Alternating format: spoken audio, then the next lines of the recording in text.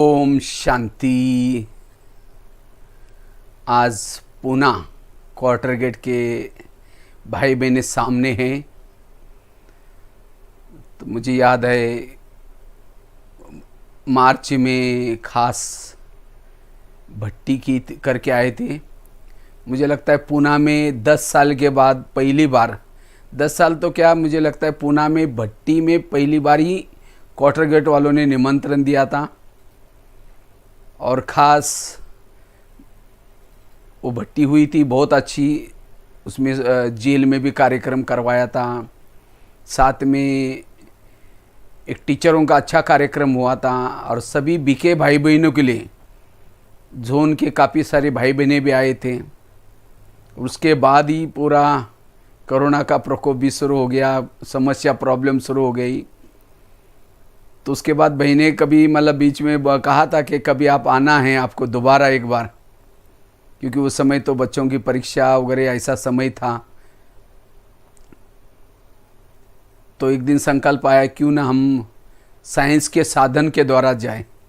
इसीलिए आज पुणे के क्वार्टर गेट वालों को खास टाइम मिला है। और पारो बहन जी ने भी बोला कि सर बहुत अच्छा है भाई साहब, आप ज़रूर सभी से मिलना। तो आज का विषय भी बहुत सुंदर है। आज का विषय है निर्विघ्न स्थिति, शक्तिशाली स्थिति हम कैसे बनाएं।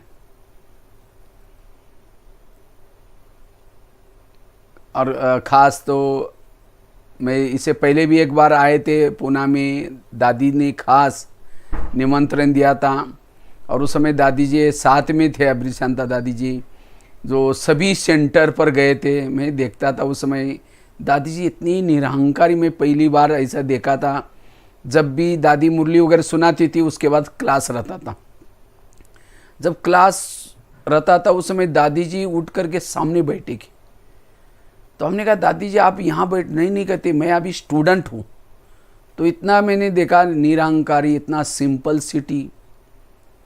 तो उसके बाद शायद ही भट्टी में गए थे। तो ऐसे दादियों के पालना में आप लोग पले हुए क्वार्टर गेट के भाई बहने, तो बहुत अच्छा आज का विषय हम लोग उसके ऊपर चर्चा करेंगे। हम निर्विघ्न स्थिति, शक्तिशाली स्थिति कैसे बनाएं। क्योंकि वर्तमान समय आप लोग चारों तरफ से देख रहे हैं, चाहे प्राकृतिक समस्या, सामाजिक समस्या, सभी तरफ समस्या ही समस्या है। ऐसे समस्याओं में हम अपनी स्थिति को पावरफुल कैसे बनाएं। समस्या चारों तरफ से होते हुए भी हम अपने मन को स्थिर कैसे रखें। क्योंकि जब हमारी स्थिति निर्विघ्न रहेगी, स्थिर रहेगी, हमें सुख और शांति का अनुभव होगा। जब हमारी स्थिति निर्विघ्न रहेगी, शक्तिशाली रहेगी, तब हम आत्मिक स्थिति का अनुभव कर सकेंगे।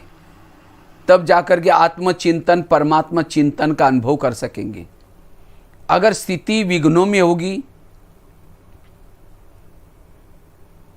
कोई ना कोई विघ्न होंगे, तो स्थिति हलचल में आएगी। इसलिए हमारी स्थिति पावरफुल होना, निर्विघ्न होना जरूरी है। अगर हमारी स्थिति ही निर्विघ्नों में होगी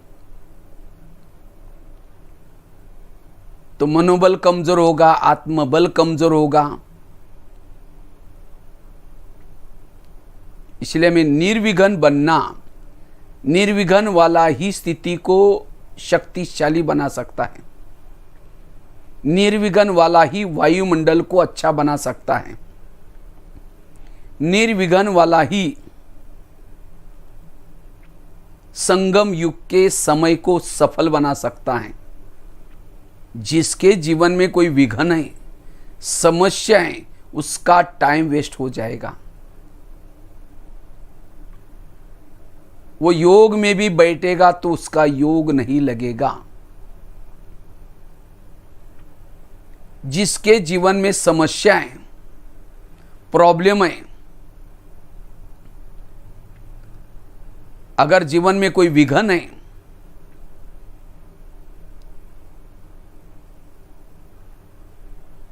उसके संकल्प निगेटिव चलेंगे, कभी कभी बोल भी निगेटिव जाएंगे।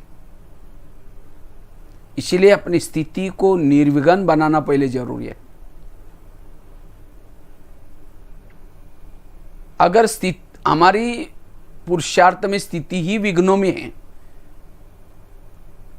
अगर हम विघ्नों में हैं, विघ्नों के कारण सहन शक्ति नहीं होगी, सामना करने की शक्ति नहीं होगी। इतना ही नहीं, इंद्रियों पर संयम भी नहीं होगा।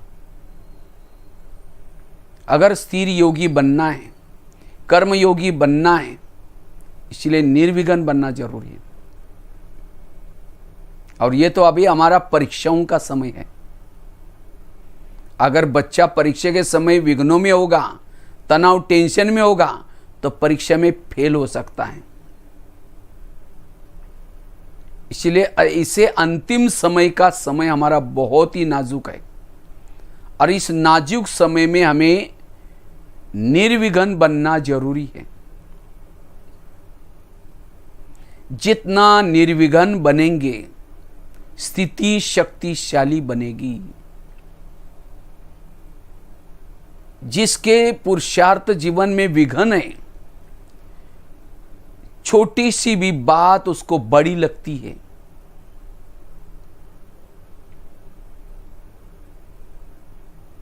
वो राई को भी पहाड़ी बना देगा। जो विघ्नों में है वो भारी बनेगा, उसका मन भारी, बुद्धि अस्थिर। विघ्न होने के कारण मन भी भटकता है, बुद्धि भी भटकती है, सारी इंद्रियां अपनी मनमानी करना शुरू करती हैं। वो आत्मा को चलाती है। जिसकी इंद्रियां आत्मा को चलाती हैं, उसके जीवन में प्रॉब्लम ही प्रॉब्लम। उसको हर जगह पर समस्या ही समस्या नजर आती है। इसलिए सबसे पहले हमें वर्तमान समय निर्विघ्न स्थिति बनाना बहुत जरूरी है। निर्विघ्न रहना बहुत जरूरी है। जितना हम विघ्नों में होंगे, उतना संकल्प वेस्ट जाएंगे, बोल वेस्ट जाएंगे, समय वेस्ट जाएगा, सारे खजाने वेस्ट जाएंगे। और संगम युग में तो हमारे जो ये संकल्प, समय, बोल, ये खजाने बहुत महत्व के हैं। वर्तमान समय माया जो अटैक करती है, वो कोई काम क्रोध के रूप में नहीं करती है। वो क्या करते हैं, आपके पुरुषार्थ में विघ्न डालती है, और उस विघ्न से ही फिर ये विकार पैदा होते हैं। इसीलिए सबसे पहले हमें निर्विघ्न बनना जरूरी है। निर्विघ्न वाला ही दूसरे के आंखों के आंसू पोंछने वाला बन सकता है। जिसके जीवन में विघ्न होते हैं, वो खुद तो रोता है, वो औरों का भी टाइम वेस्ट करेगा, औरों के जीवन में भी विघ्न पैदा करता है।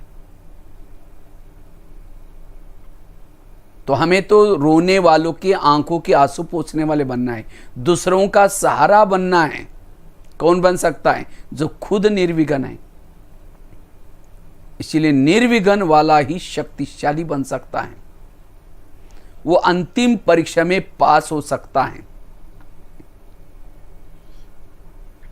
विघ्न में रहने वाला, जिसके पुरुषार्थ जीवन में विघ्न है,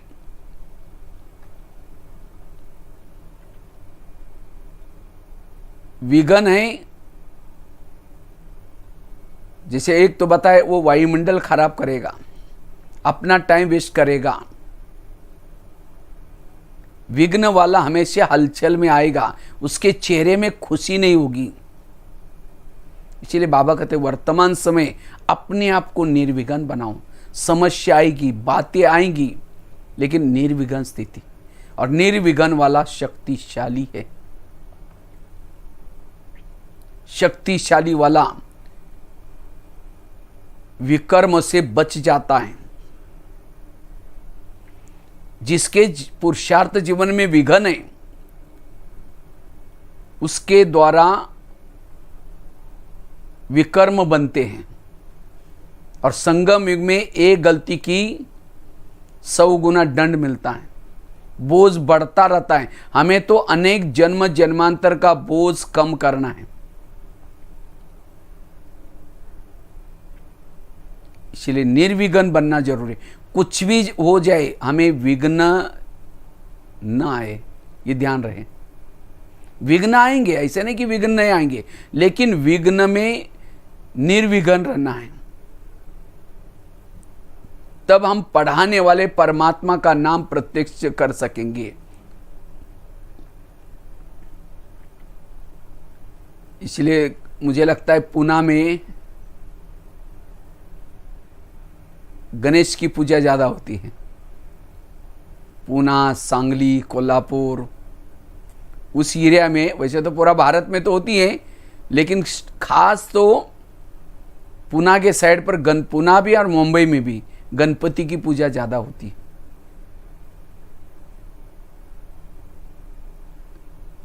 क्यों? क्योंकि महाराष्ट्र वालों को अगर महान बनना है, शक्तिशाली बनना है, निर्विघ्न बनना है। निर्विघ्न वाले ही महान बन सकते हैं, शक्तिशाली बन सकते हैं। तो अपनी स्थिति को निर्विघ्न बनाना जरूरी है। विघ्न अलग अलग प्रकार के होते हैं। हमारे पुराने संस्कारों के विघ्न, प्रकृति के तरफ से आने वाले विघ्न,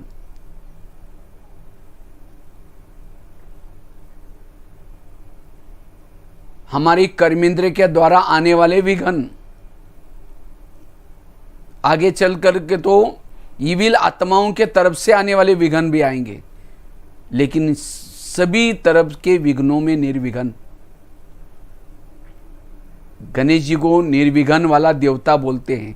वो दूसरों का भी, सबका विघ्न हरता है।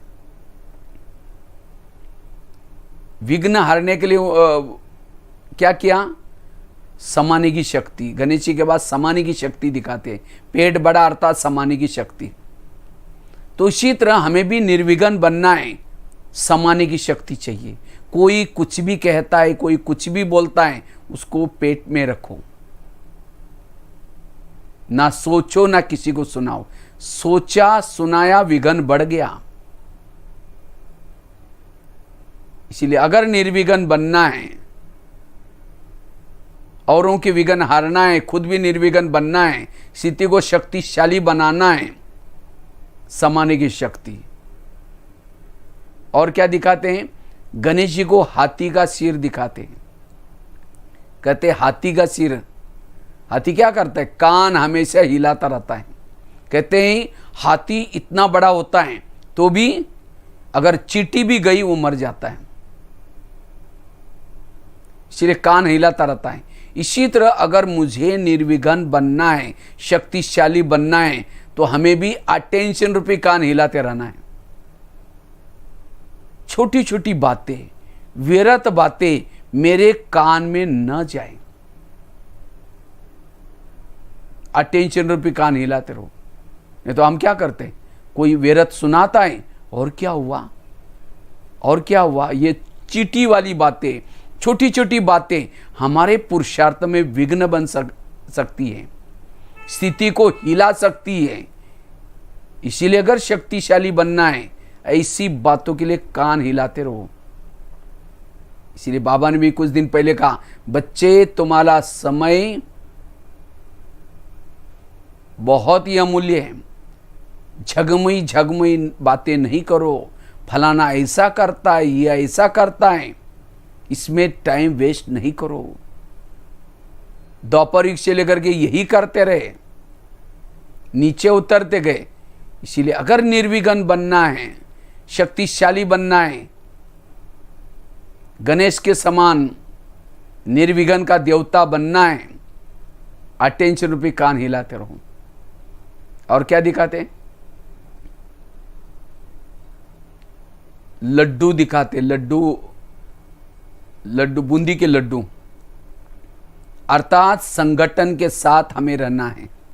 भले अभी लॉकडाउन में हैं, अकेले हैं, तो भी संगठन के साथ जो सेंटर की मुरलियाँ ऑनलाइन से आ रहे हैं उसको सुनना, सेंटर की डायरेक्शन सुनना।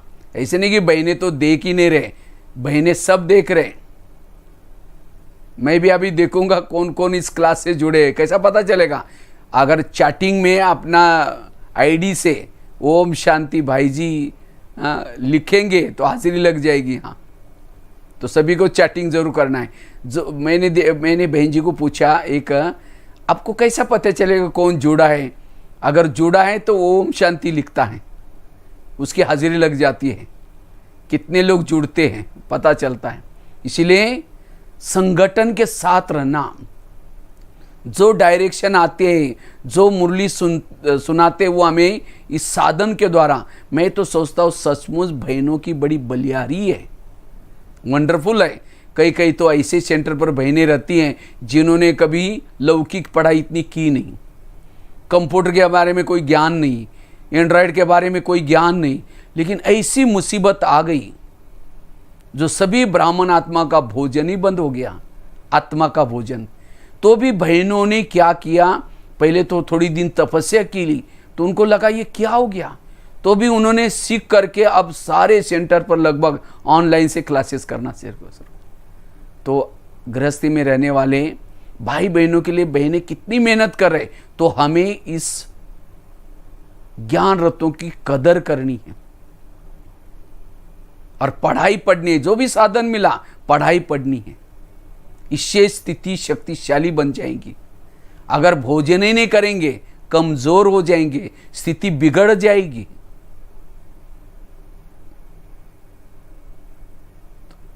इसलिए संगठन के साथ जो रहता है वो शक्तिशाली है।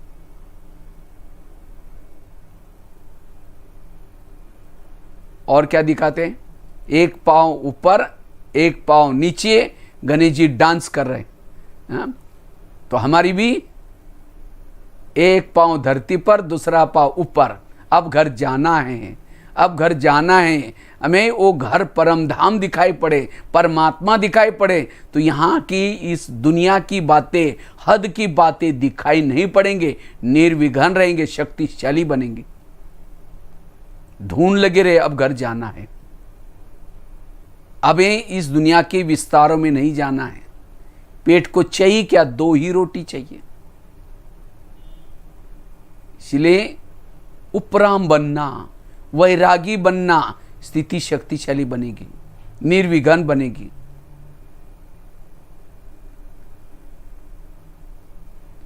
और क्या दिखाते गणेश जी को? हाथ में रस्सा दिखाते, कुल्हाड़ी दिखाते। रस्सा अर्थात बंधनों से मुक्त बनना। मुझे अब कोई भी बंधन ना हो। जहां बंधन है वहां बुद्धि खींचेगी, जहां बंधन है वहां बार बार बुद्धि जाएगी। जब बुद्धि वहां जाती है विघ्न है, समस्या है। क्या? क्योंकि जहां बुद्धि जाएगी मन भी जाएगा ना। आज का स्लोगन था, अगर बुद्धि कमजोर है, स्थिति कमजोर है, इसका मतलब व्यर्थ संकल्प चलते हैं। इसीलिए बुद्धि के ऊपर एक परमात्मा के सिवाय कोई भी बातों का प्रभाव न हो। बंधनों से कर ये ज्ञान सुनते हैं, मुरली सुनते हैं। क्यों सुनते हैं? क्योंकि मुरली सुनने से, ज्ञान सुनने से हमारी बुद्धि इस दुनिया से हट जाती है। इसलिए बंधन मुक्त चाहिए। बंधन मुक्त वही योग युक्त है। चेक करना योग में बैठते समय कहां का ध्यान खिंचता है, कहां का बुद्धि जाती है, वो बंधन है।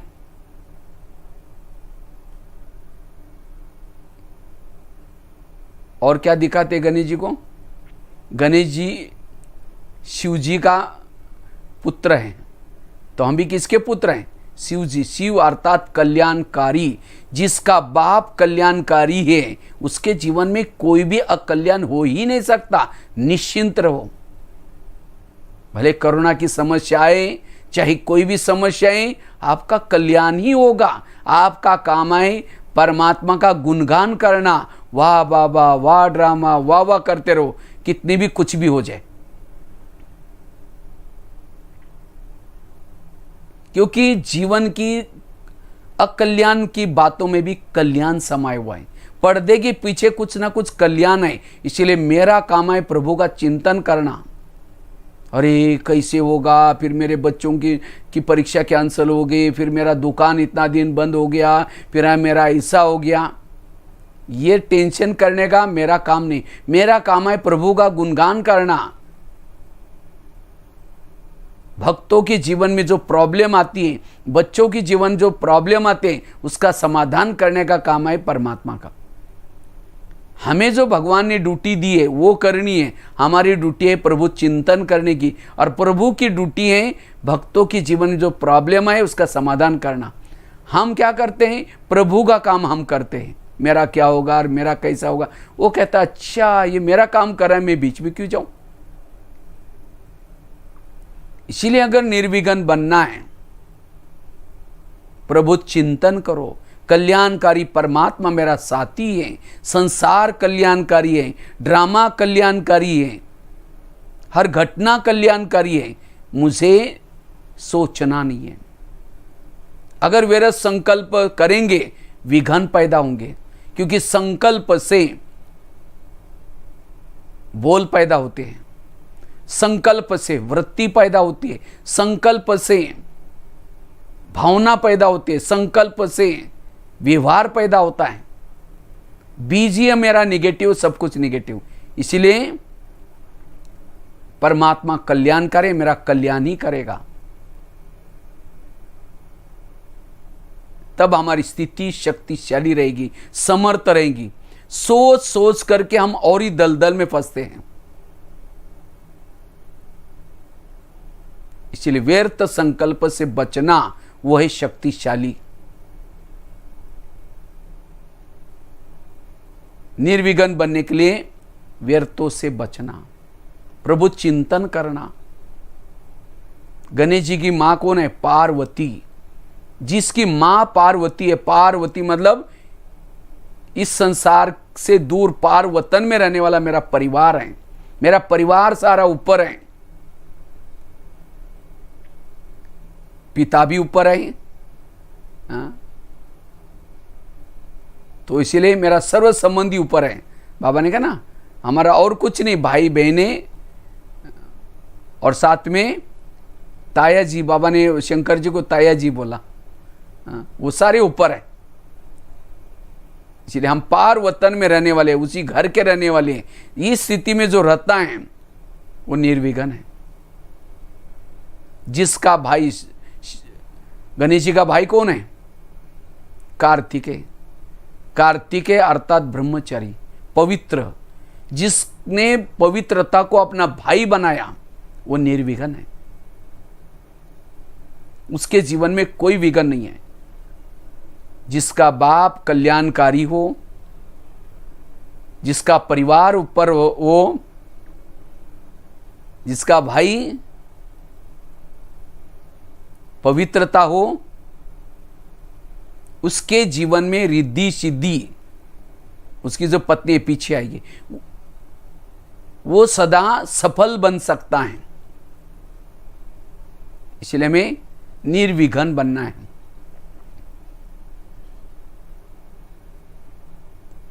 और जो निर्विघ्न है वो शक्तिशाली है। तो वर्तमान समय शक्तिशाली बनने की जरूरत है। इसलिए शक्तिशाली वही है जो निर्विघ्न है। तो चेक करो मेरे जीवन में वर्तमान समय कौन से विघ्न आते हैं जो मेरे बुद्धि को भटकाते हैं, मन को भटकाते हैं, टाइम वेस्ट करते हैं। उससे बचना। तो वैसे तो विघ्न तो बहुत आते हैं हमारी स्थिति बिगाड़ने के लिए, लेकिन कुछ एक 4-5 विघ्न मुख्य रूप में आते हैं। और वो विघ्न हमारी स्थिति को हिलाते, कमजोर करते हैं। तो 4-5 बातों से वर्तमान समय बचने की जरूरत है। वैसे तो बहुत सारी बातें हैं, लेकिन एक 4-5 बातें मुख्य रूप में, अगर मुझे अपनी स्थिति को शक्तिशाली बनानी है,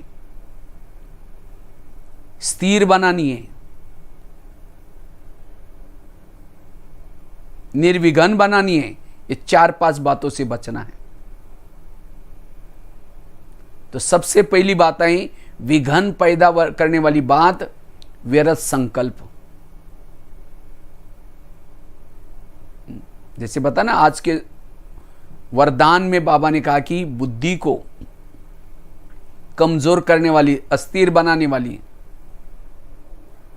व्यर्थ संकल्प, बुद्धि या स्थिति को कमजोर कराने वाले व्यर्थ संकल्प। तो व्यर्थों से बचना, असोच स्थिति में रहना, क्योंकि बाबा ने हमें सब प्रकार का ज्ञान दिया है, कर्मों का ज्ञान दिया है, जो हुआ अच्छा हुआ ये ज्ञान दिया है, ड्रामा कल्याणकारी ये ज्ञान दिया है, नथिंग न्यू ये ज्ञान दिया है। तो भी अगर मेरे व्यर्थ संकल्प चलते हैं, ज्ञान को समझा ही नहीं तो जैसे आंधा पीस रहा है, कुत्ता बैठ करके खा रहा है,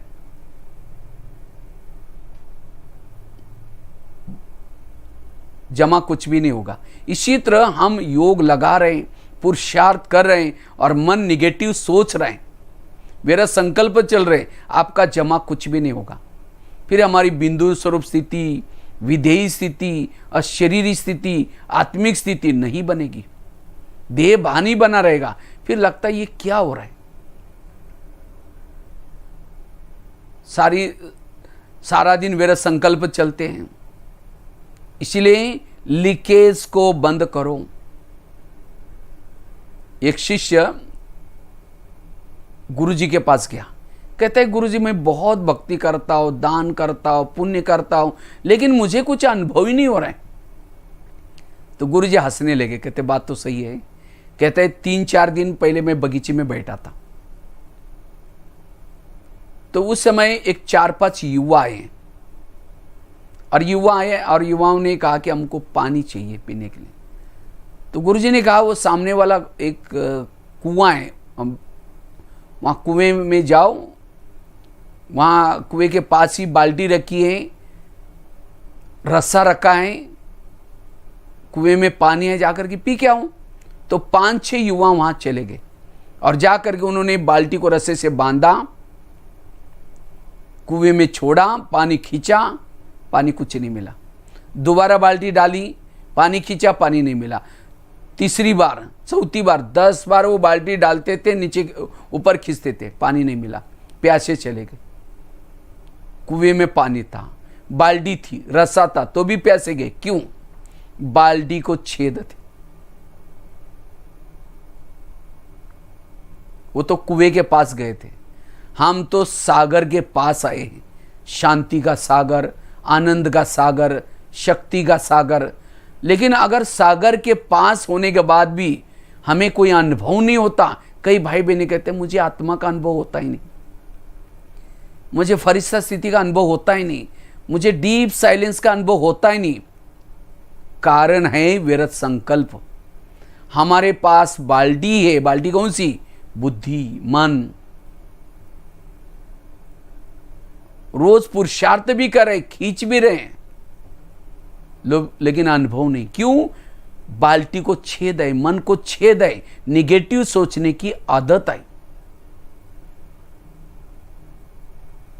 इसलिए मन के छेद को बंद करो, व्यर्थों से बचे रहो, और जितना व्यर्थों से बचे रहेंगे निर्विघ्न रहेंगे। हमारे विघ्नों का कारण है व्यर्थ संकल्प। इसीलिए अगर अवस्था को शक्तिशाली बनाना है, निर्विघ्न बनाना है, विद्रूप की अनुभूति करनी है, मन चुप, no question, no correction, no quotation, no opposition, मन चुप। और जिसका मन चुप है वो निर्विघ्न है। मूर्ति बनो, द्वापर युग में मूर्तियां उसकी बनती हैं जो संगम युग में मूर्ति है। मूर्ति अर्थात मन चुप, कोई निगेटिव संकल्प नहीं।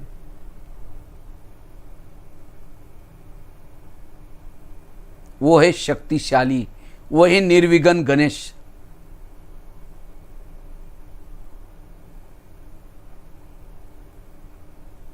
इसलिए वर्तमान समय स्थिति की जरूरत है। और जब निर्विघ्न रहेंगे, एकाग्र रहेंगे, ऐसी एकाग्रता वाला कर्मयोगी है, ऐसा एकाग्रता वाला साक्षी है, ऐसी एकाग्रता वाला विधेयी स्थिति में रहता है, अशरीरी स्थिति में रहता है। और अंतिम समय में 1 सेकंड का पेपर होगा, उस पेपर में वो पास हो सकेगा। उसका टाइम वेस्ट नहीं जाएगा, वो एवर रेडी रहेगा। एवर रेडी अर्थात कभी भी जाने के लिए तैयार। क्योंकि आजकल दुनिया की ऐसी स्थिति है, कल हम होंगे या नहीं होंगे उसका कोई भरोसा नहीं है। ये तो बाबा मेहरबानी कर रहा है हमारे ऊपर, हमें अपना भाग्य बनाने के लिए आज जिंदा रख रहा है। ऐसी दुनिया की स्थिति है, चाहे प्राकृतिक के रूप से, चाहे सामाजिक रूप से। इसीलिए हम एक एक पल को सफल बनाना है। कौन बना सकता है? जिसका मन चुप है, जो व्यर्थों से मुक्त है। कई कहते हैं मुझे पुरुषार्थ के लिए टाइम ही नहीं मिलता है। टाइम कहां जा रहा है? व्यर्थ में जा रहे हैं। वो योग में बैठा है तो भी योग नहीं लगा है। योग में बैठा है, लाल लाइट चल रहा है, गीत बज रहा है, शुरू करके मैं आत्मा हूं, शांत स्वरूप हूं। फिर कहेंगे मेरे को उन्होंने क्यों बोला? फिर कहेंगे ठीक है मैं आत्मा हूं, शांत स्वरूप। फिर कहेंगे 15 दिन पहले भी तो बोला था। फिर कहेंगे ठीक है मैं आत्मा हूं। फिर कहेंगे सबके बीच में क्यों बोला? व्यर्थ संकल्प। जिसके मन में ज्यादा विचार चलते हैं, निगेटिव चलते हैं, उसकी बुद्धि भारी होती है, मन भारी होता है। भारी मन ऊपर नहीं जाएगा। एक लोहे का मन जो वजन करते थे ना पहले जमाने में, 1 मन 2 मन, एक मन को ऊपर फेंको, जाएगा ऊपर? नीचे आएगा। इसी तरह जिसने सारा दिन व्यर्थ सोचा है, वो योग में उसका मन ऊपर नहीं जाएगा। और मन में निगेटिव विचार जिसके चलते हैं, उसकी बुद्धि मैली हो जाती है। उसके बुद्धि के ऊपर एक प्रकार की धूल आती है। और धूल वाले बुद्धि में ना परम धाम दिखता, ना परमात्मा दिखता है। बुद्धि भटकेगी। इसलिए कई कंप्लेन करते, क्या होता है, हम जब योग में बैठते कुछ दिखता ही नहीं है। क्यों नहीं दिखता? क्योंकि बुद्धि क्लीन नहीं है, क्लियर नहीं है। इसीलिए बुद्धि को क्लीन क्लियर रखने के लिए व्यर्थ संकल्प से बचना, वही निर्विघ्न है। और वैसे आजकल जो जमाना है, आजकल जो समय है, इसके अंदर जितना व्यर्थों से मुक्त बनेंगे, बीमारियों से भी बच जाएंगे। कहते हैं ना आजकल कोरोना का जो प्रकोप चल रहा है, कोरोना की बीमारी से बचने के लिए ह्यूमैनिटी पावर चाहिए, रोग प्रतिकात्मक शक्ति ज्यादा चाहिए। रोग प्रतिकात्मक शक्ति बढ़ाने का साधन है साइलेंस में रहना, पॉजिटिव सोचना, सकारात्मक सोचना, समर्थ सोचना, तनाव टेंशन से दूर रहना। इसलिए हमारे प्रधानमंत्री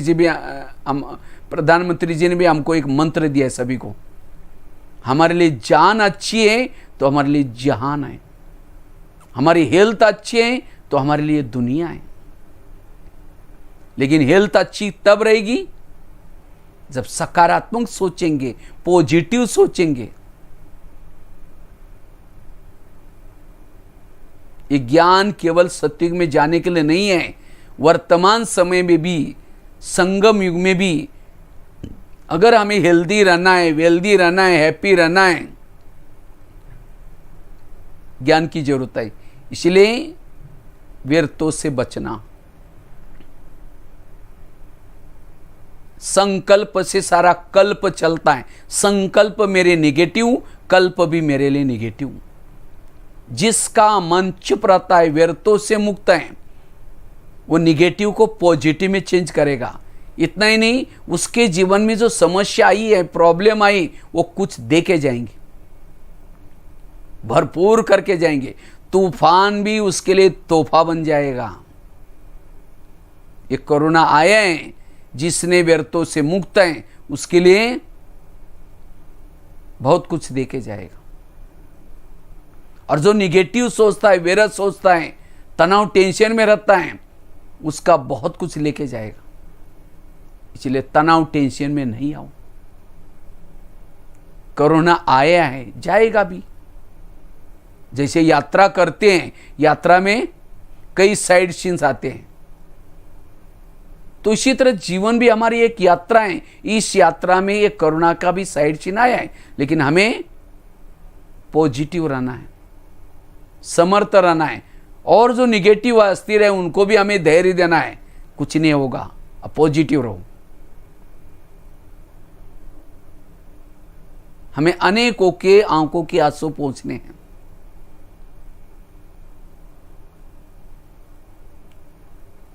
क्योंकि निगेटिव सोचने से टाइम वेस्ट हो जाएगा, वायुमंडल खराब हो जाएगा। आजकल बाबा कहते हैं मनसा सेवा करो, बाकी सारी सेवाएं अभी टफ है। तो कौन सी सेवा करनी? मनसा सेवा। बाबा ने पहले ही मुरलियों में कहा था, आगे चल करके ऐसा समय आएगा घर से बाहर भी नहीं जा सकेंगे। इसलिए पढ़ाई पढ़ो करके बाबा कितना बोलता था। नहीं तो आगे चल करके समय तुम्हारा शिक्षक बनेगा। अब सबका समय शिक्षक बना हुआ है। इसलिए हमें पॉजिटिव रहना है, सकारात्मक रहना है, व्यर्थों से बचना है। तब हमारी स्थिति निर्विघ्न रहेगी, शक्तिशाली बनेगी। नहीं चिड़चिड़ापन आएगा, गुस्सा आएगा, तो स्थिति बिगड़ जाएगी। इसलिए व्यर्थ संकल्प से बचना। शुद्ध भोजन खाने से इम्यूनिटी पावर बढ़ाने का साधन है शुद्ध सात्विक भोजन, और वो तो आप तो खाते हैं। परमात्मा की याद में बना हुआ भोजन याद में खाएंगे, इससे भी आपकी इम्यूनिटी पावर बढ़ती। और साथ में पॉजिटिव समर्थ रहना।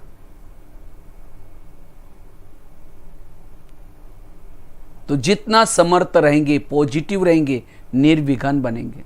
तो इसलिए संकल्प पर ध्यान। कोई भी परिस्थिति मेरे मन को डिस्टर्ब न करे।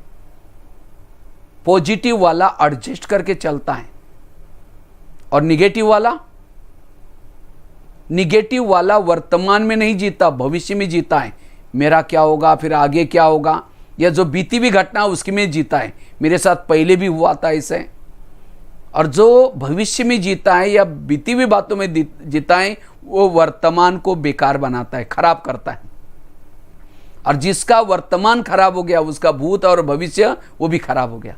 इसीलिए वर्तमान, आज का दिन सफल करो। कल क्या होगा इसकी टेंशन नहीं करो। जिसने वर्तमान को सफल किया, वर्तमान ही भविष्य की, वर्तमान का भविष्य परछाई है, वो परछाई भी अच्छी बन जाएगी। इसलिए वर्तमान जियो, हर पल सफल बनो, निगेटिव नहीं सोचो। तो जितना व्यर्थों से बच जाएंगे,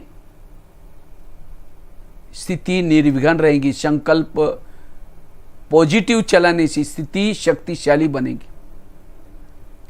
तो व्यर्थों से कैसे बचना, इसका काफी लंबा विस्तार है। तो मुझे लगता है भट्टी में भी कुछ क्लासेस कराए थे आप लोगों को, मुझे याद है। कर्मों की घुई गति की बातें सुनाई थी, जो हुआ अच्छा हुआ, जो हो रहा है अच्छा, मंत्रा वाली बात सुनाई थी। निगेटिव को कैसे पॉजिटिव में लाना है वो कला सुनाई थी। निगेटिव को पॉजिटिव में लाने की कला सीखनी है। बुराई को भी अच्छाई में बदलो। किसी ने अगर गाली भी दी, क्या समझो, जब योग में बैठेंगे ध्यान करेंगे उस समय बाबा को कि बाबा आज आपने बहुत अच्छा भगत भेजा था, उसने बहुत अच्छा फूल डाल के गया, आपका बहुत बहुत धन्यवाद। जो संगम युग में गाली देगा वही दोपहर में रोज आकर के आपके मूर्ति के ऊपर गुलाब का फूल डालेगा। तो भगत चाहिए क्या नहीं चाहिए? नेगेटिव को पॉजिटिव में चेंज करो, बुराई को अच्छाई में बदलो, वही व्यर्थों से बच जाता है, संकल्प को बचा सकता है। मेरे जीवन के प्रॉब्लम मेरे ही कोई ना कोई पिछले जन्मों के कर्मों का हिसाब है।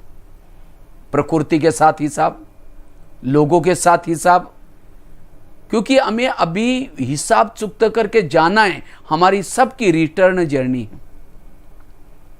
युग पूरा हो गया, चारों युग पूरे हो गए, सबको अब वापिस जाना है। हमने दोपहर में आकर के सतयुग से लेकर के त्रेता तक हमारा अच्छा पाठ हुआ, लेकिन दोपहर के बाद देह भान में आए, पोस्ट पोजीशन में आए, और उसके कारण प्रकृति का दुरुपयोग किया, लोगों के साथ कुछ देह भान में आकर के पोस्ट पोजीशन में आकर के कुछ गलत व्यवहार किया, और वो जो हमारे विकर्म बने दोपहर के बाद, अब हमें उसको चुक्त करना है। और बिना हिसाब किताब चुक्त के कोई भी परम धाम में नहीं जा सकता। हिसाब किताब चुक्त करने के 3 तरीके हैं, उसको सहन करो। सबसे पहला यह है, परमात्मा की जितना याद करते हैं, हमारे जाने अनजाने जो विकर्म बने वो खत्म हो जाते हैं। लेकिन हम तो कोई ना कोई बहाना बनाते हैं, इतनी याद तो करते नहीं। तो बाबा कहता है बच्चे सहन करो। कोई आपको व्यक्ति तंग करेगा, परेशान करेगा, प्रकृति के विघ्न आएंगे, तो भी हमें संकल्प न चलाते हुए उसको सहन करना है, उससे भी चुक्त होंगे। अगर वो भी नहीं करेंगे तो आने वाले विकराल विनाश के समय वो घटनाएं हमारे सामने आएंगी, उसी समय चुक्त करना पड़ेगा। लेकिन विनाश के समय जो हिसाब चुक्त करेंगे उसे कोई पद नहीं मिलेगा, मुक्ति मिलेगी, जीवन मुक्ति में नहीं जा सकेंगे। अगर जीवन मुक्ति में जाना है, परमात्मा की याद करके विकर्म विनाश करना है, वो सतयुग में आता है।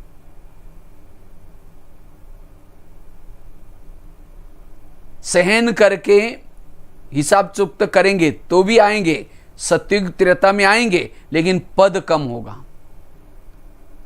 तो कौन सा अच्छा है? योग लगा करके, योग से चुक्त करो या अब सहन करके करो सहन करके करो। इसीलिए मुझे संकल्प विकल्प नहीं चलाना। ये क्यों आया, मेरे साथ क्यों हो रहा है, डिस्टर्ब नहीं होना है। एडजस्ट करके चलो। समस्या आई, प्रॉब्लम आई, एडजस्ट करना। पहले 3 सब्जियां खाते थे, अब 2-3 महीने से दुकानें बंद आई, कईयों की नौकरी बंद आई, कोई बात नहीं, ये एक सब्जी बनाओ। नाश्ता करते थे उसके बजाय थोड़ा सा हल्का नाश्ता करो, एडजस्ट करके चलना है। और ये समस्या केवल आपके सामने नहीं आई, सारे विश्व की सभी आत्माओं के सामने आई है। इसीलिए समाधान, इसीलिए बाबा ने कई सालों से हमें ये पाठ पका किया, बच्चे समस्याओं का समाधान करो, कारणों का निवारण करो। ये सब पाठ क्यों पढ़ाएं? क्योंकि जो समस्याओं का समाधान करता है, कारणों का निवारण करता है, वही निर्विघ्न है, वही व्यर्थ संकल्प से बच जाता है। इसलिए अगर स्थिति को शक्तिशाली बनाना है, वाइब्रेशन फैलाने की सेवा करनी है, एकाग्रता बनानी है, मनसा सेवा करनी है, व्यर्थ संकल्प से मुक्त बनो। व्यर्थ संकल्प से मुक्त वाला रात को सोया है, योग लगा हुआ है, रास्ते में चल रहा है, योग लगा हुआ है, कर्म कर रहा है, उसका योग लगा हुआ है, क्योंकि उसका मन व्यर्थों से फ्री है। हल्का है, वो फरिश्ता है। और ऐसी स्थिति वाला अंतिम जो हमारा 1 सेकंड में पेपर आएगा, 1 सेकंड का ही पेपर होगा, उस पेपर में पास हो जाएगा। क्योंकि अंतिम समय के पेपर में पास होने के लिए मन हमारा स्थिर चाहिए। आकाश के चंद्रमा को पानी में देखना है तो पानी स्थिर चाहिए। परम धाम के परमात्मा को मन में देखना है, मन स्थिर चाहिए। इसलिए निर्विघ्न बनना है, विघ्न विनाशक बनना है, व्यर्थ संकल्प से बचना। जिसके मन में निगेटिव व्यर्थ संकल्प चलते हैं वो देह भान में रहता है, वो आत्मानुभूति नहीं कर सकता। इसलिए सदा सकारात्मक, ये है पहली बात। दूसरा, जो विघ्न पैदा करने वाली बातें हैं, समस्या पैदा करने वाली बातें हैं, वो है पर चिंतन या पर दर्शन। इसीलिए कहा ना, गणेश जी ने उसको हाथी का सिर दिखाया और कान हिलाता रहता है। तो हमें भी कान हिलाते रहना, अर्थात अटेंशन रूपी कान। कोई भी निगेटिव बातें, व्यर्थ बातें नहीं सुननी है। कोई सेंटर की, कोई बहनों की, किसी की भी व्यर्थ बातें सुनना नहीं है। क्योंकि व्यर्थ बातें सुनने का टाइम नहीं है। थोड़ा सा योग लगाया, सीढ़ी ऊपर चढ़ गए।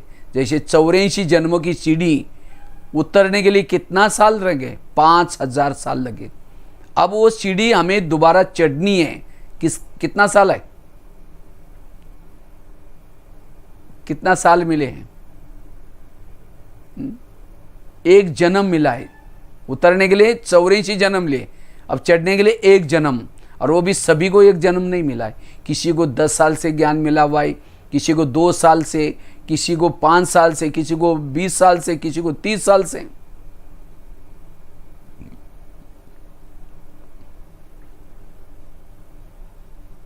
पूरा तो जन्म में नहीं मिला हमको। तो थोड़ा योग लगाते हैं, सीढ़ी ऊपर चढ़ते हैं। थोड़ा सा सेवा करते, सीढ़ी ऊपर चढ़ते हैं। लेकिन थोड़ा सा परचिंतन किया, जितनी सीढ़ी चढ़ी नीचे उतरेंगे। थोड़ा संस्कार के वश हो गए, सीढ़ी नीचे उतरेंगे। अब यही करते रहेंगे, थोड़ा योग लगाएंगे, अमृत वेला अच्छी करेंगे, मुरली सुनेंगे, सेवा करेंगे, ऊपर चढ़ेंगे। फिर किसी का थोड़ा सा परचिंतन किया, कोई संस्कार के वश हो गए, फिर उतरे। यही करते रहेंगे, ऊपर चढ़ेंगे, उतरेंगे, चढ़ेंगे, उतरेंगे। तब तक संगम का समय खत्म हो जाएगा, बीच में लटक जाएंगे, कहीं ना कहीं त्रेता तक पहुंच जाएंगे फिर। इसीलिए अब मुझे ऐसा कोई काम नहीं करना जिसे सीढ़ी में नीचे उतरूं। मुझे चढ़ना ही है, चढ़ना ही है। इसीलिए यहां का स्लोगन क्या है? पर चिंतन पतन की जड़ है, सो चिंतन उन्नति की सीढ़ी है। इसलिए ये अब हमारा परीक्षाओं का समय है। कोई विद्यार्थी अगर पूरा साल उसने वेस्ट किए हैं, लेकिन जैसा परीक्षा नजदीक आते हैं, अच्छी तरह स्टडी करता है, बहुत सारा गैप कर सकता है। इसीलिए इतना दिन हमने जो किया कोई बात नहीं, लेकिन अब हमें क्या करना है? तीव्र पुरुषार्थ करना है। तीव्र पुरुषार्थ मतलब रात भर जागना, मौनी बाबा बन करके बैठना, ये नहीं है। तीव्र पुरुषार्थ अर्थात व्यर्थों से मुक्त बनना, परचिंतन से मुक्त बनना।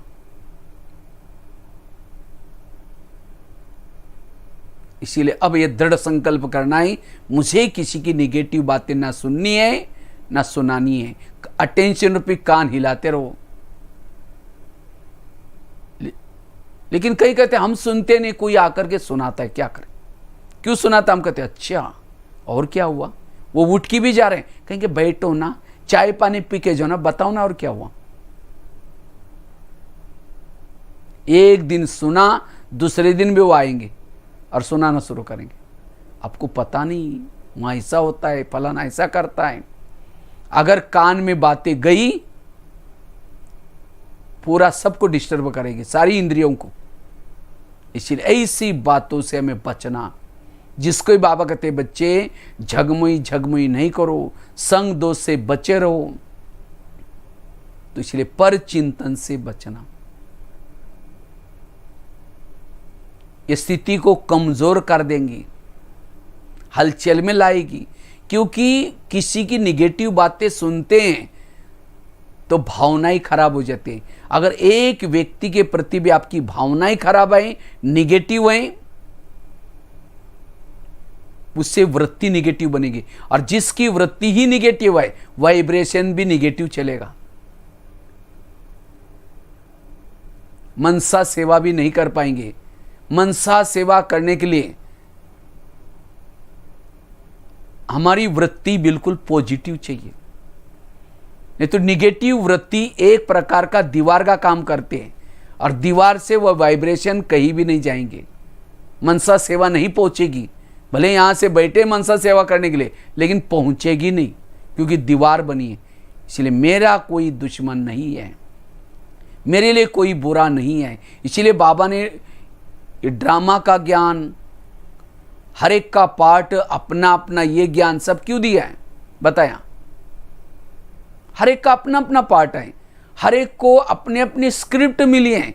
जो भी कुछ कर रहे हैं अपने अपने स्क्रिप्ट अनुसार, हर एक के डायलॉग अनुसार कर रहे हैं। कोई कहते मेरा पति सुनता ही नहीं, मैं बहुत कोशिश करते हूँ। अरे भाई तुम्हारी सुनेगा उसका, या उसके जो डायलॉग मिले उसका करेगा। अगर पति ने गाली भी दिया तो भी क्या करो, कहो धीरे से अपने बड़ा अच्छा डायलॉग बजा, बड़ा मजा आ गया, क्योंकि उसके अंदर वो ही गाली देने का ही डायलॉग है। इसीलिए हमें किसी को देख करके डिस्टर्ब नहीं होना है। इसलिए पर चिंतन से बचना। सामने वाला जो एसएमएस भेजता है, आप जो भेजेंगे वही सामने वाला भेजता है। इसी तरह आप जैसे सोचेंगे वैसा ही सामने वाला सोचता है। इसलिए पर चिंतन नहीं, सदा पॉजिटिव, सकारात्मक, तब स्थिति निर्विघ्न बनेगी। ना किसी की व्यर्थ बातें सुनना है, ना किसी को सुनाना है। कोई सुनाता है सिर हिलाओ ही नहीं। जिसको बाबा कहते जीते जी मर जाओ। अगर मरा हुआ मुर्दा है उसकी महिमा करेंगे, वाह आप कितने अच्छे हो, आपने मुझे बहुत हेल्प किया, थैंक यू, वो मुस्कुराता है, वाह मेरी महिमा हो रहा है। अगर उसकी ग्लानी भी करेंगे, अच्छा ही तुम गए, तुम तो बहुत बेकार थे, तो भी उसको नाराजगी दिखाते चेहरे पर।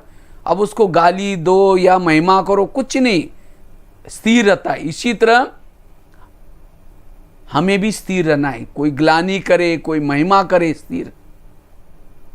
इसको कहेंगे जीते जी मरा हुआ, इसको कहेंगे अशरीरी स्थिति, इसको कहेंगे आत्मिक स्थिति, इसको कहेंगे विधेयी स्थिति। दीदी हमेशा, अभी आगे जुलाई महीना आने वाला है, ये महीना था हमारे मम्मा का, अभी मनाया ना सभी ने स्मृति दिवस। मम्मा भी कहती थी अगर दो वहां खड़े आधा घंटा तक, मम्मा को डाउट आता था ये जरूर कुछ निगेटिव बातें कर रहे होंगे पर चिंतन की। मम्मा पूछते थे इधर आओ, आप क्या कर रहे थे? नहीं नहीं मम्मा, नहीं नहीं नहीं बताओ। हाँ? इसी तरह चेक करना है, आपस में जब मिलते हैं कहीं निगेटिव में तो नहीं चले जाते, इसलिए उससे बचना। ये हमारी स्थिति में विघ्न डालने वाला, पुरुषार्थ में विघ्न डालने वाला, स्थिति कमजोर करने वाला साधन है। इसीलिए बाबा को मुरलियों में छोटे छोटे टोटके बोलने पड़ते, बच्चे पर चिंतन नहीं करो, झगमुई झगमुई नहीं करो, इससे विघ्न पैदा होते, संगठन में दरारें पैदा होती है, आपस में भावनाएं खराब होती है। इससे बचना। इसलिए दीदी कहती थी मर मर मर, झुक झुक झुक, सीख सीख सीख। मरना सीखो, झुकना सीखो, सीखना सीखो।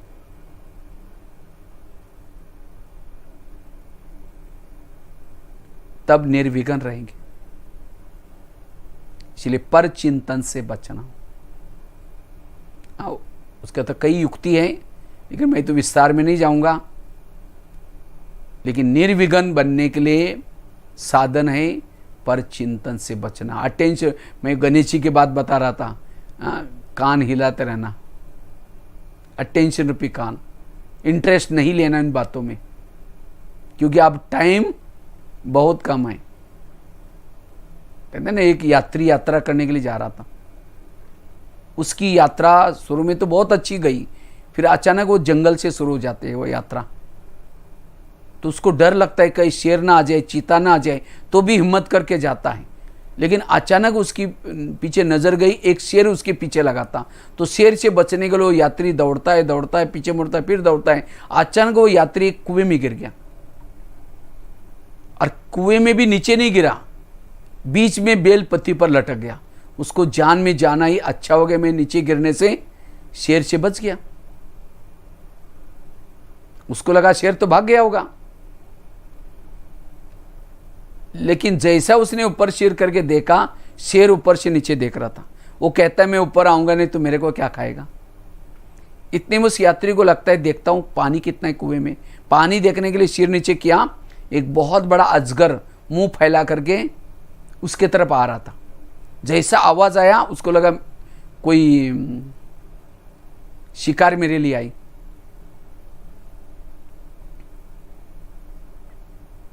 अगर वो यात्री ऊपर भागता अजगर से बचने के लिए, ऊपर शेर बैठा है। इतने में उसकी नजर गई जिस डाली पर बेलपत्ती पर वो लटका था, उसको दो चूहे काट रहे थे। बाजू में सफेद चूहा, दूसरे बाजू में काला चूहा। अगर वो बेलपत्ती कटते ही वो अजगर के मुंह में गिरता नीचे। ऊपर भागता शेर खा लेता, बैठा रहता तो भी मरने वाला है, ऊपर जाता तो भी मरने वाला है, नीचे जाता तो भी मरने वाला है। माना उस यात्री के चारों तरफ से मौत ही थी। उसका फर्ज क्या था? जितने भी श्वास मिले प्रभु चिंतन करके सफल बनाए। लेकिन उसके बजाय वो यात्री क्या करता है, जिस बेलपत्ती से नीचे गिरा था वहां मधुमक्खियां बैठी थी, वहां शहद नीचे कुएं में टपक रहा था। वो यात्री क्या करता है, वो शहद लेकर के चाटने में मस्त होता है। वो भूल जाता है मैं मरने वाला हूं। ये कहानी किसी और की नहीं, हमारी अपनी कहानी है। हम भी यात्री बन करके परम धाम से इस धरती पर आए थे। सतयुग, त्रेतायुग, द्वापर युग में, कलयुग में भी शुरू तक हमारी यात्रा बड़ी अच्छी सक्सेस हो गई, सफल हो गई। लेकिन अब इस कलयुग के अंतिम समय जंगल में ये विनाश रूपी शेर हमारे पीछे लगा हुआ है, और इससे कोई भी यात्री बचने वाला नहीं है।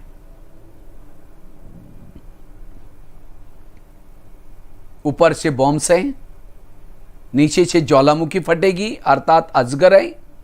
जिस डाली पर सृष्टि पर लटके उसको दो चूहे काट रहे हैं। बाजू में सफेद चूहा अर्थात दिन, रात है काला चूहा। दिन रात इतने जैसे लग रहा है 5-6 घंटे का ही दिन रात बीत रहा है। कैसा दिन कटता है पता भी नहीं चल रहा है। दिन प्रतिदिन हम नजदीक जा रहे हैं, मौत के नजदीक, क्योंकि युग परिवर्तन हो रहा है, समय पूरा होते जा रहा है। तो अब हमारे गिनती के 100 से हैं। कई तो विनाश से बचने के लिए चंद्रमा पर जाकर के प्लॉट लेकर के छुपने की कोशिश कर रहे हैं। कई तो क्या करते हैं, कहते हैं समुद्र के नीचे जाएंगे उस समय। तो परमात्मा कहता है मैं कालों का काल महाकाल हूं। मैं गीता के वचन अनुसार धरती पर आया हूं, किसी को भी नहीं छोड़ूंगा, सबको लेके जाऊंगा। और इसके नजारे सभी तरफ देख रहे हैं। ऐसे समय पर हमारा समय, हमारे श्वास गिनती के हैं। ये तो यात्री क्या करता है, शहद चाटने में मस्त हो जाता है। इसी तरह हम व्हाट्सएप में कुछ चटपटी चीजें सुनने में, टिकटॉक, आजकल की बहुत सारी चटपटी टाइम पास करने वाली चीजें आ रहे हैं। कई तो परचिंतन करने में, तेरी मेरी करने में, टीवी देखने में, समाचार सुनने में। भले समाचार सुनो, लेकिन अति में नहीं जाना। वो अपना काम करें, हमें अपना काम करना है। हमें अपना काम करना है। इसलिए टाइम वेस्ट नहीं करना है, फिर नहीं तो सुनेंगे फिर औरों को भी सुनाएंगे, फरारी अरे तुमको पता है तो ऐसा हुआ ये हुआ। बाबा कहते बच्चे समय कम है, अपना समय याद की यात्रा में सफल करो, इन चीजों में नहीं गवाओ।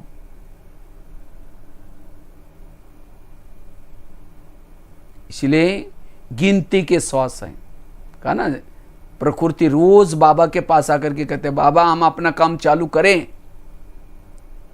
अभी तो एक कोरोना की समस्या आई, आगे चल करके चारों तरफ से समस्या आएंगी, हमारे पुराने संस्कारों की समस्या, ईविल आत्माओं की समस्या, जिनके साथ हमारे हिसाब किताब है, वो भी हमारे में प्रवेश करके हमको परेशान करेंगे। ये तो अभी कम है, आगे चल करके होगा। पुराने संस्कार, ईविल आत्माएं, प्रकृति की समस्या, खाने पीने की समस्या, चारों ओर, और ऐसे समय पर स्थिर रहने के लिए अभी से हमें छोटी छोटी बातों में डिस्टर्ब नहीं होना है। इसलिए पर चिंतन से बचना। तीसरा है, विघ्न पैदा क्यों होती है? विघ्नों का कारण है देह का भान।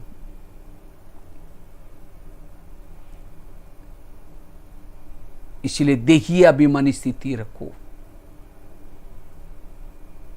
जितना हमारी देही अभिमानी स्थिति, आत्मिक स्थिति रहेगी, उतना हम निर्विघ्न रहेंगे, शक्तिशाली रहेंगे। मुझे लगता है ये अभी जो मुरलियाँ चल रही, जैसे बिल्कुल प्री प्लानिंग से बाबा की मुरलियाँ चल रही। आजकल लॉकडाउन के समय की जो मुरलियाँ चल रही, कितना बार मुरली चल रहे, बच्चे आत्माभिमानी बनो, पहला सबक पक्का करो, अशरीरी बनो, विदेही बनो, ये कितनी मुरलियाँ चल रही। क्योंकि टोटल ज्ञान का सारा ही अशरीरी बनना, विदेही बनना। पहला जब हम जिस दिन आए थे यही लेसन सीखा था, और लास्ट का दिन हमें यही लेसन से पक्का करके जाना है। क्योंकि अंतिम समय के जो सेकंड का पेपर होगा, इसी पेपर में, इसी अभ्यास से पास हो जाएंगे। क्योंकि इस स्वरूप में रहने वाला डरता नहीं है, घबराता नहीं है, वो समस्याओं का समाधान करता है। न मृत्यु की डर होती है उसको, न कोई बातों की डर होती है। इसीलिए बाबा कहते हैं 1 सेकंड में अशरीरी बन जाओ।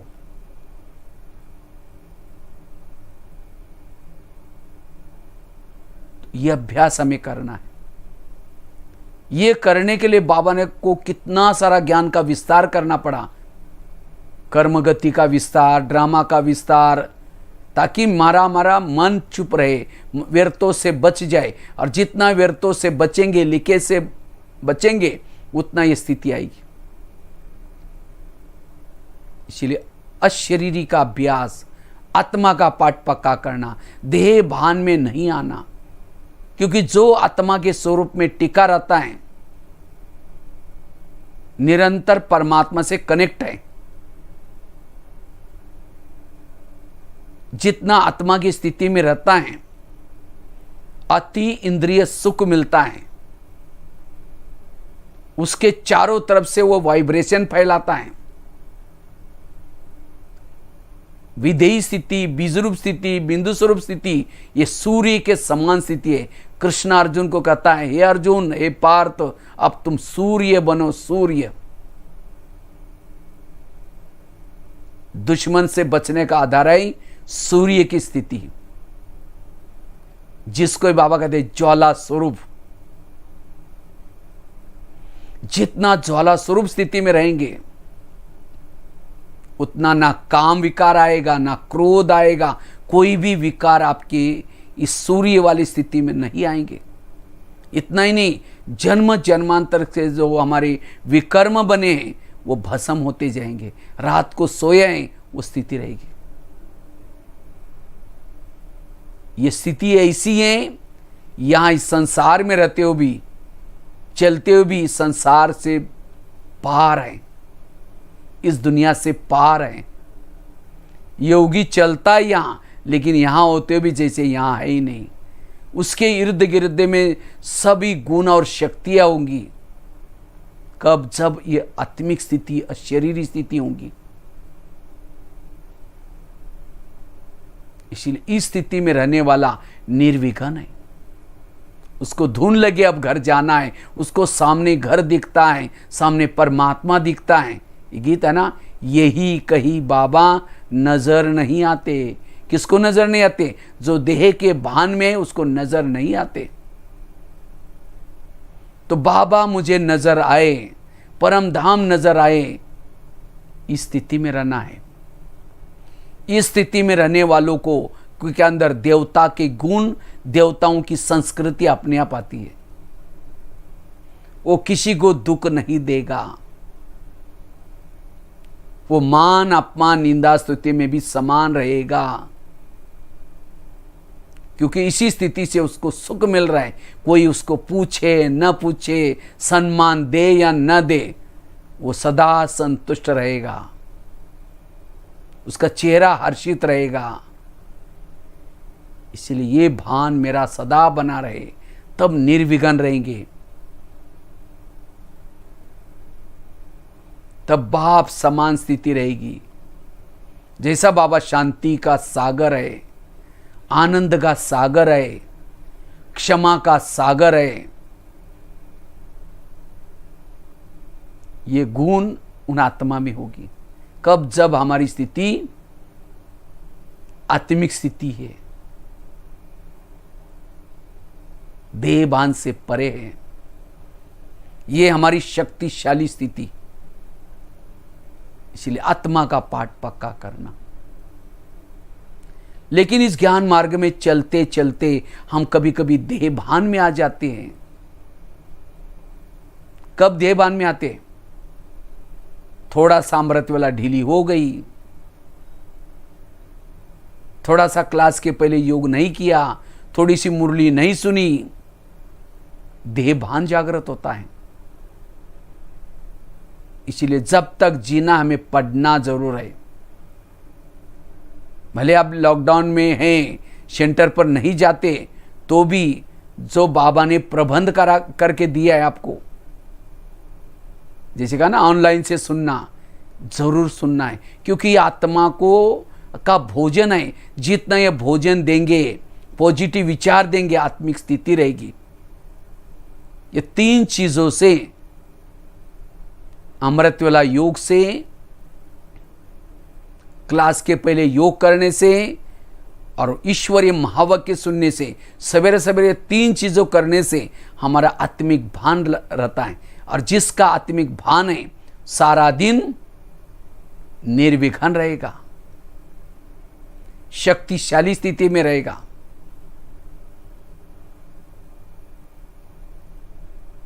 इसलिए अमृत वेला हलचल में ना आए।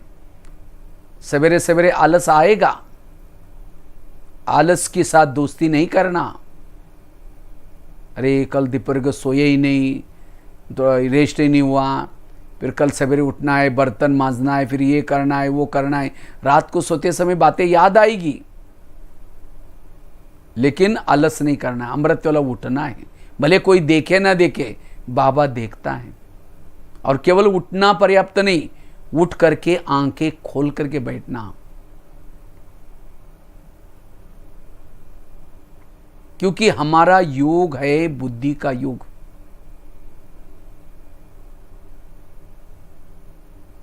हमारी परमधाम में बुद्धि जाती है, ध्यान जाता है, जिसको कहते हैं ध्यान।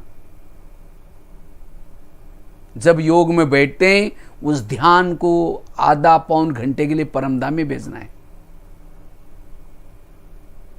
कौन सा ध्यान जाएगा? जिसका ध्यान सारा दिन व्यर्थों से बचा हुआ है, निगेटिव। कईयों को नींद तुरंत आती है व्यर्थ से, इसलिए अमृत वेला अच्छी। फिर क्लास के पहले भी योग, भले क्लास में अब नहीं जाते तो भी टीवी के सामने सुनते होंगे, या समझो कोई मोबाइल के द्वारा सुनते हैं तो बराबर जैसे आपकी मुरली चलते हैं 7 बजे, तो 6:30 से तैयार होकर के हमें मोबाइल चालू करके, या नहीं मोबाइल चालू करो तो भी बाबा के रूम में जा करके, या बाबा का रूम नहीं है आपके घर में तो भी फोटो के पास बैठ करके, जहाँ देव पूजा करते हैं वहाँ बैठ करके आधा घंटा का योग करना और फिर वो महावाक्य सुनना। क्योंकि योग नहीं करेंगे तो मुरली से नशा नहीं चढ़ेगी, वो एकाग्रता सुनने में नहीं आएगी। पहले तो सेंटर पर तो आने के लिए बहाना बनाते थे, अभी स्कूल में बच्चे जाते हैं उनका टिफिन बनाना पड़ता है, अभी तो कोई स्कूल भी चालू नहीं है, वो भी बहाना नहीं है, दुकान खोलना पड़ता है, कोई बहाना नहीं है। अब बाबा जैसे परीक्षा नजदीक आते हैं तो हॉर्न वगैरह बजाना, ये करना, बैंड बाजा बजाना सब बंद होता है। इसी तरह हो सकता है हमारी परीक्षा नजदीक आई, इसीलिए प्रकृति ने हमको ये टाइम दिया था। इसीलिए अब हमें बिल्कुल आधा घंटे का योग करके फिर सुनना। और ऐसा नहीं कि अभी चलो बहुत अच्छा मजा आई, 3 महीने से हम क्या किया, घर में नाश्ता बनाओ, घर का काम करो, मुरली सुनो, अब सेंटर पर जाने की जरूरत क्या है। नहीं, जैसा लॉकडाउन खुलेगा, जैसे हम पहले जाते थे वैसे फिर से हमें सेंटर पर जरूर जाना है, संगठन में जरूर जाना है। ये तो मजबूरी के लिए बाबा ने साधन दिया था, और मजबूत बनना है और शक्तिशाली बनना है, संगठन में जरूर जाना है। क्योंकि संगठन में जैसे लकड़ियां जल रहे, एक गीली लकड़ी डालो वो भी जलना शुरू हो जाते हैं। इसलिए हमें रोज जब खुल जाएगा, माहौल अच्छा बनेगा, तब तक जाना है। तब तक जो हमारा प्रबंध है वैसे करना है। तो क्लास के पहले आधा घंटे का योग और मुरली, ये 3 चीजें सुनने से हमारा देहबान कम हो जाएगा। सदा मैं आत्मा हूं, इसका अभ्यास करना, आत्मा की स्थिति बनी रहे, पवित्रता की धारणा पक्की रखना, मनसा वाचा कर्मणा, निरहंकारी होकर के रहना, 7 स्वरूपों का अभ्यास करना। कई चीजें हैं जो आपको आत्मिक स्थिति में स्थित कराएगी, और जितना आत्मिक स्थिति में रहेंगे निर्विघ्न रहेंगे, शक्तिशाली रहेंगे। देह भान में नहीं आना है। जैसे पेशेंट को इंजेक्शन देने से पहले क्या करते हैं, थोड़ा सा वो आयोडीन को लगाते हैं, थोड़ा सा ये करते हैं, फिर भी इंजेक्शन लगाते हैं।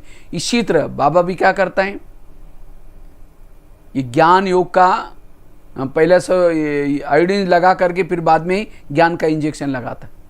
इसलिए योग करके हम बैठेंगे तो नशा चढ़ेगी।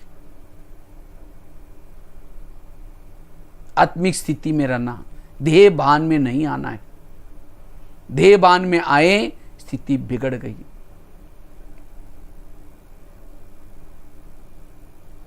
निर्विघ्न बनने का और तीसरा साधन है, पहला कौन सा बताया, व्यर्थ संकल्प से बचना।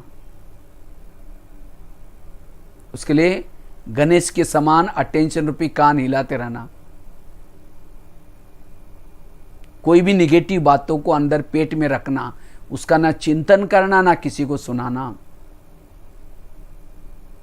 समाने की शक्ति, जब समाने की शक्ति तब आएगी जब सहन शक्ति आएगी, और सहन शक्ति का आधार है निगेटिव को पॉजिटिव में लाना, बुराई को अच्छाई में परिवर्तन करना। पर चिंतन से बचना, अटेंशन रूपी कान हिलाते रहना। तीसरा बताया आत्मिक स्थिति में रहना।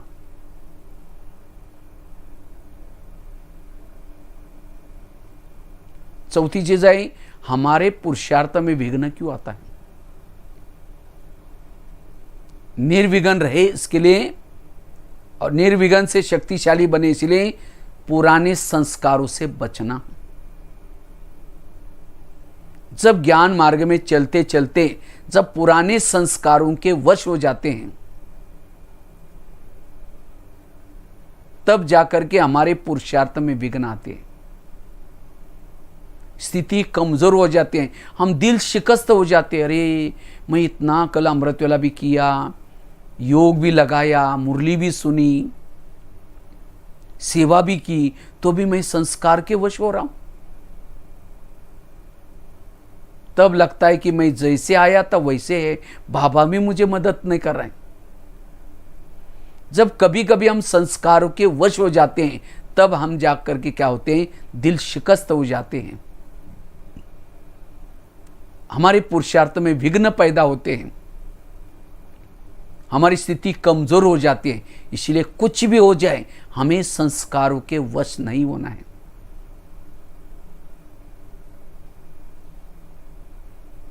वास्तव में हमारे पुराने संस्कार तो कौन से? सबसे पुराने संस्कार, सबसे पुराने संस्कार मेरे शांत स्वरूप,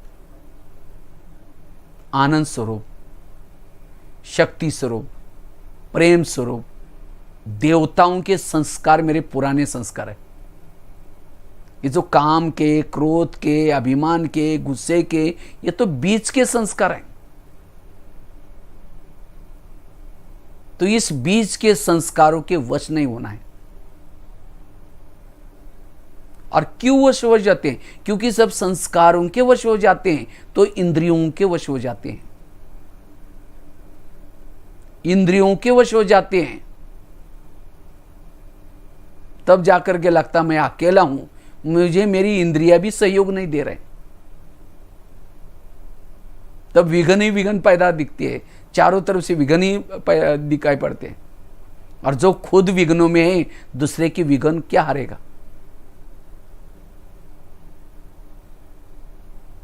इसलिए अब मेरे पुराने संस्कार या जो बीच के संस्कार मेरे जागृत ना हो जाए, ये अटेंशन रखना है।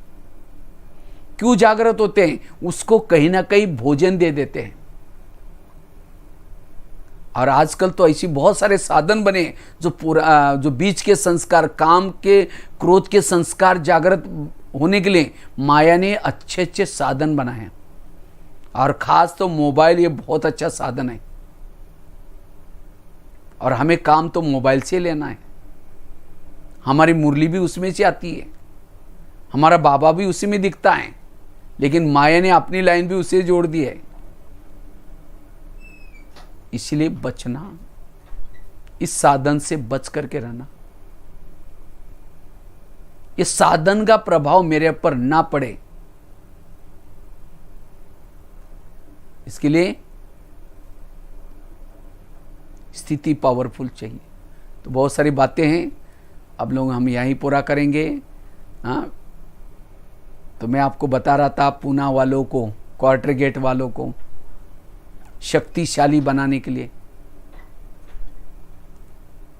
हाँ, क्योंकि समय, मैं तो सोचा था, हाँ, समय तो कैसा फास्ट में घड़ी जा रहे, तो विघन ये, तो आप लोग गणेश जी बनेंगे और इतने सारे गणेश जी पूना में बैठेंगे, तो ये कोरोना का विघन और विघन क्या कर सकता है? एक गणेश जी आता है तो क्या होता है? तो इसलिए आप सारे गणेश जी बैठे हर घर में। लेकिन गणेश जी कब बनेंगे? जब अटेंशन रूपी कान हिलाते रहेंगे, कोई भी बातों को पेट में समाएंगे, अब घर जाना है मेरा पिता, आप खुद निर्विघ्न बनेंगे तो आप अपने शहर को भी निर्विघ्न बना सकेंगे, पूरा महाराष्ट्र को शक्तिशाली बना सकेंगे, पूरा विश्व को शक्तिशाली बना सकेंगे। इसलिए आप लोगों की पूजा सारे संसार में हो रहे, भक्तों की आवाज सुनो, अपने आप को निर्विघ्न बनाओ। इसलिए पुराने संस्कार, इससे मुक्त बनना। कोई भी ऐसी चीजें, मर्यादा, नियम तोड़ करके नहीं देखना, नहीं तो माया क्या करेगी। आजकल तो बिल्कुल माया तो नज़दीक है, थोड़ा भी अटेंशन ये हुआ खत्म। इसलिए जो बाबा ने नियम से मोबाइल को यूज़ करते हुए भी जो नियम संयम, इसके ऊपर चलना।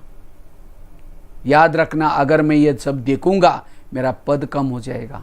बाबा ये सब उस समय जब आप देख रहे कुछ, तो बाबा सारे फोटोग्राफ्स निकालता है, फिर दिखाएगा मुझे।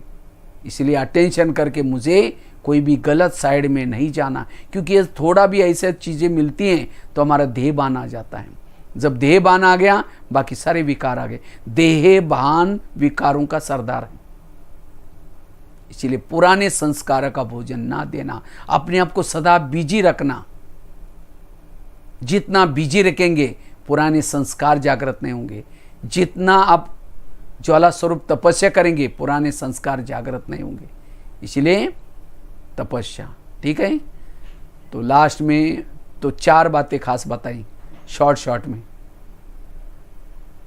एक तो पहली बताई, अगर हमें निर्विघ्न बनना है इसलिए व्यर्थ संकल्प से बचना। दूसरा, पर चिंतन से बचना। तीसरी बात बताई, सदा आत्मिक स्थिति में रहना। चौथी बात बताई, पुराने संस्कार, मध्य वाले संस्कार ये मेरे अंदर ना है। 4 बातें विघ्नों का कारण, और भी कई बातें हैं। इतना भी अटेंशन देंगे, और बिल्कुल जैसे बताया कि हमारे गिनती के श्वास है, इसलिए अब अपना टाइम वेस्ट नहीं करना है, ठीक है। तो पारो बहन जी को, बाकी और सभी बहनों को बहुत बहुत धन्यवाद जो हमको इस सेवा का मौका दिया। तो बाकी स्थूल में भी कभी जब अच्छा बन जाएगा आएंगे। हमने तो वायदा किया था, सभी बहनों ने कहा कि आप भाई जी हमारे शहर में आना है, और वहाँ फिर दोबारा एक बार बिकेगा क्लासेस, फिर वहाँ की स्कूलों में सेवा करेंगे। हमने कहा ठीक है, तो कभी आएंगे फिर जब ठीक हो जाएगा, ठीक है। इसी के साथ साथ लास्ट में हम थोड़ा सा 5 मिनट योगा अभ्यास करेंगे। सभी अपनी कमर सीधी करके बैठेंगे।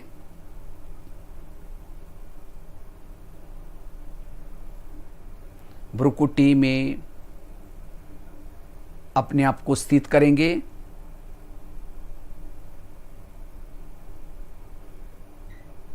मैं आत्मा हूं, निर्विघ्न हूं, मास्टर सर्वशक्तिवान हूं, विघ्न विनाशक गणेश जी हूं।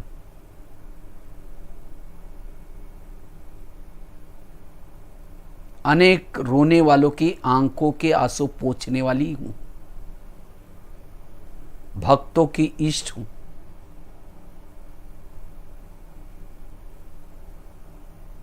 स्वयं सर्वशक्तिवान मेरा साथी है। ये विघ्न समस्या मेरा कुछ बिगाड़ नहीं सकती।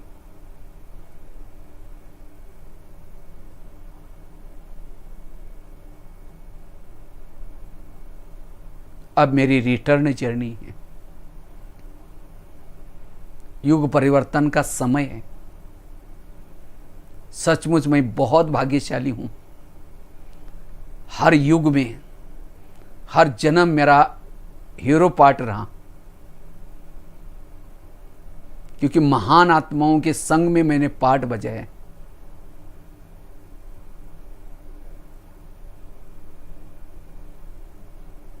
और अभी भी अंतिम समय मेरा महाराष्ट्र में मेरा जन्म है।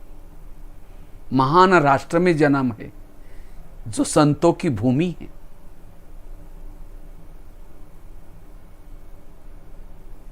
अब मुझे वापिस जाना है। अब मैं बुद्धि रूपी नेत्र के द्वारा अपने धाम में जा रही हूं।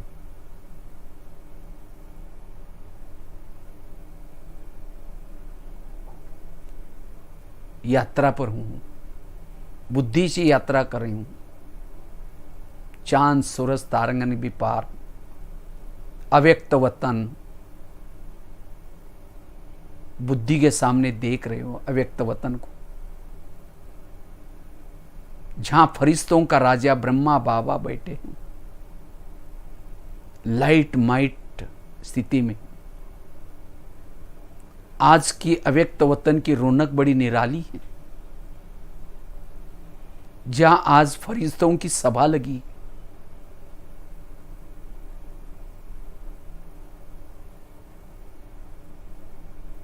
बीच में ब्रह्मा बाबा, चारों ओर फरिश्ते बैठे हैं। जैसे मैं वहां पहुंचता हूं, बाबा से दृष्टि ले रहे हूं। मैं लाइट माइट बन रही हूं।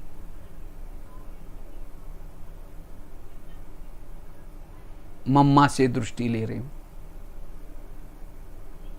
सभी वरिष्ठ दादियों से दृष्टि ले रही हूं। सचमुच आज इस फरिश्ता की सभा में आने से मेरा कितना सौभाग्य जग गया। मेरे अनेक जन्मों का थकान मिट गई। सबसे लाइट माइट लेकर के, हल्की बन करके अब मैं ऊपर की तरफ जा रही हूं, बुद्धि के द्वारा परम धाम में।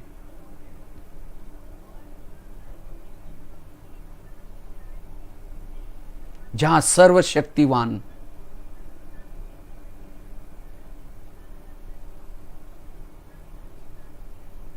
बाबा है। मैं बिल्कुल परम धाम में सर्वशक्तिवान के नजदीक जाती हूं। जैसे परम धाम में पहुंची, बाबा की लाइट माइट से मेरा बुद्धिरूपी नेत्र क्लीन और क्लियर होता जा रहे हैं, जिससे मेरी आत्मा चार्ज होती जा रही।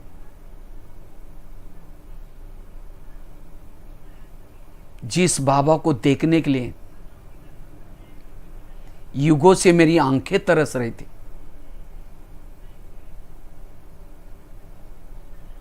उस बाबा को सम्मुख देख रहा हूं। सत्यम शिवम सुंदरम।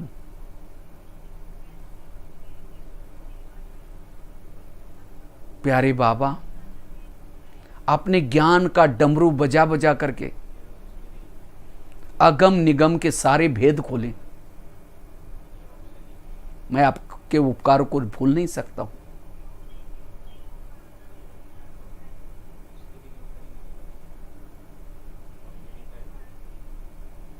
बाबा की लाइट माइट ले रहा हूं। मेरी सारी निगेटिव एनर्जी समाप्त हो गई। मैं निर्विघ्न का देवता गणेश अपने कल्याणकारी पिताजी से मिल रहा हूं।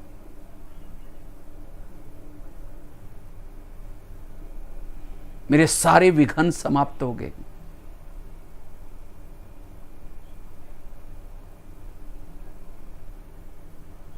अब मैं ये प्रभु मिलन कर वापिस धीरे धीरे इस भौतिक जगत में आता हूं, भौतिक शरीर में आता हूं। जैसे मैं शरीर में आता हूं, मेरी शरीर की सारी कोशिकाएं भी चार्ज हो गई। मैं लाइट माइट फैला रहा हूं। मैं मंदिरों में जाता हूं, पीछे की दरवाजे से मूर्ति के पास खड़ा हूं। सभी को सकाश दे रहा हूं, शक्ति दे रहा हूं। एक एक शहर के ऊपर जाता हूं।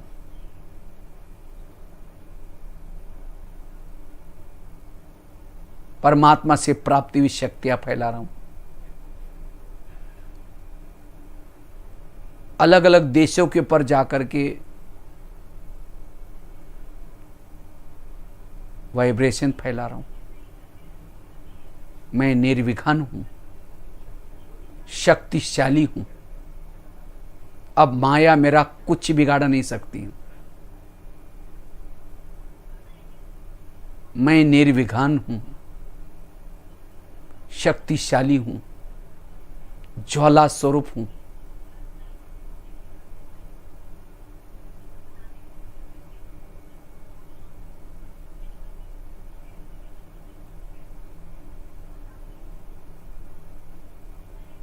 ओम शांति।